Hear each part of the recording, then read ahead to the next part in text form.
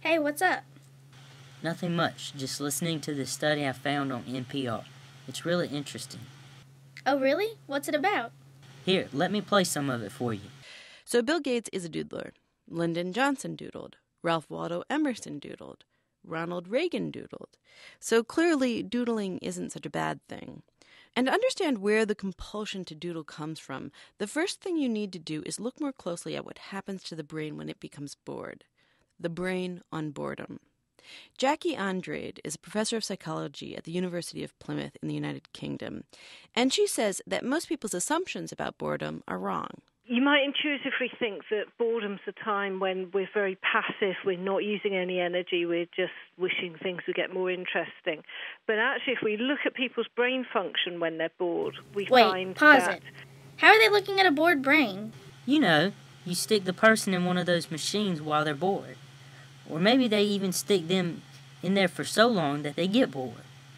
I can't imagine being in one of those machines is very fun. Just keep listening and it starts to make more sense. Basically, Andrade says, the brain is designed to constantly process information.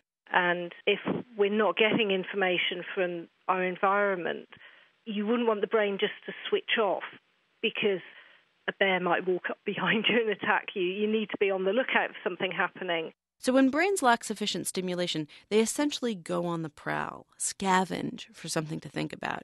And typically what they end up doing is manufacturing their own material. Which brings us back to the subject of doodling. According to Professor Andrade, who recently published a study on doodling, the function of doodling is to provide just enough cognitive stimulation during an otherwise boring task to prevent the mind from taking the more radical step of totally opting out and running off into fantastical... Pause it! They used mind and brain interchangeably. So what? It's one of those words. You know, like book bag and backpack. The mind and the brain are two very different things. The brain is a tangible thing. You can eat a brain. A mind, on the other hand, is intangible. You can't eat it, touch it, taste it, nothing. It's not the type of thing that people usually think of when they think of a thing.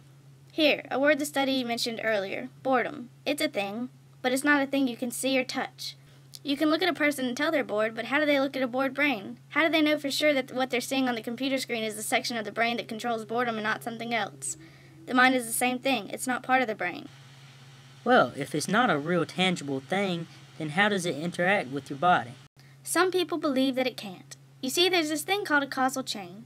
Let me explain it this way. Let's bring it back to the bear. If you see a bear, your eyes pick it up and send the information to the brain through neurons. Your brain sends the information to the legs through more neurons, which in turn cause the legs to move in the opposite direction of the bear. But that would mean that we don't have the capability of free will. So some people believe that the mind is a thing that has the ability to break the chain, and instead of neurons firing, the mind interprets the information and has a set of choices, whether to run, hide, or stand ground. So there's no such thing as a mind? I didn't say that at all. I'm just saying that your definition of what a mind is wrong. A mind is doing the right things at the right times in the right circumstances. Let me take it back to boredom. How do you know someone's bored just by looking at them? I don't know. I guess it's just their facial expressions and their posture. Okay, do you think someone would be bored if they were doing something like skydiving or running from a bear even if they had a bored facial expression or posture? No. Exactly. It has to do with the right thing, at the right time, at the right place, and in the right manner. The mind is the same way. It's a thing for sure, but it's not a thing like the brain is a thing. It's more a thing like boredom is a thing. Philosophy is tricky.